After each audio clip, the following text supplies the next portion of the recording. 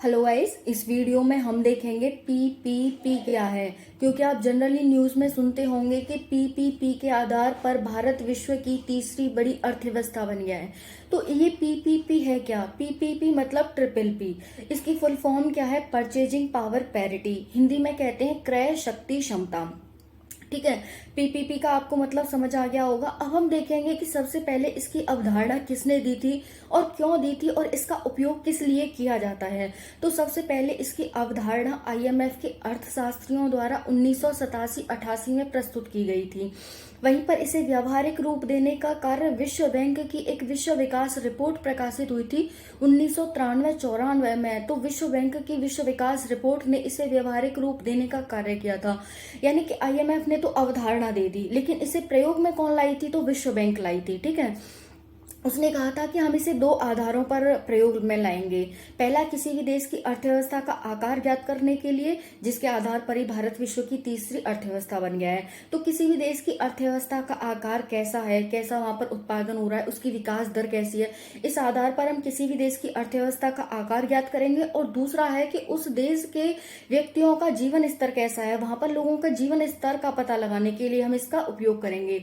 दो आधार हो गए किसी भी देश की अर्थव्यवस्था का आकार ज्ञात करने के लिए और लोगों के जीवन स्तर का पता लगाने के लिए। यानी कि लोगों को अच्छे से भोजन मिल पा रहा है कि नहीं मिल पा रहा है, उनका जीवन का स्टैंडर्ड कैसा है, इस तरह से हम इसे दो आधारों पर यूज करते हैं।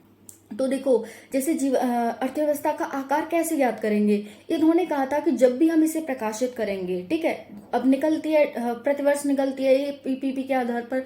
तो जब भी हम इसे प्रकाशित करेंगे तो हम ये देखेंगे कि उस समय जब हम प्रकाशित कर रहे हैं उस टाइम पर उस देश में बिकने वाली वस्तुओं और सेवाओं के साथ साथ गैर बिकने वाली वस्तुओं और सेवाओं दोनों को सम्मिलित किया जाएगा। यानी कि इसमें क्या होता है कि किसी भी वस्तु का, सेवा का और कार्य का एक निश्चित मूल्य होता है।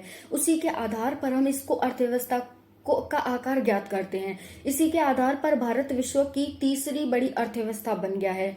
पहले पर यूएसए, दूसरे पर चाइना, तीसरे पर भारत, चौथे पर जापान और पांचवे पर जर्मनी है। ठीक है, तो ये पांच अर्थव्यवस्थाएं विश्व की सबसे बड़ी पीपीपी के आधार पर। वहीं जीडीपी के आधार पर भारत पांचवी अर्थव्यवस्था है। ठीक है, पांचवी मतलब यूएसए, चाइना, जापान, जर्मनी और भारत। ठीक है, अब हम देखेंगे कि लोगों का जीवन स्तर का पता कैसे लगाता है। लोगों का जीवन स्तर, इन्होंने कहा था कि अगर कोई भी व्यक्ति एक अमेरिकी डॉलर में जीवन स्तर प्राप्त कर पा रहा है तो उसी के समतुल्य अपने देश में जीवन स्तर प्राप्त करने के लिए उसे कितना खर्च करना पड़ता है।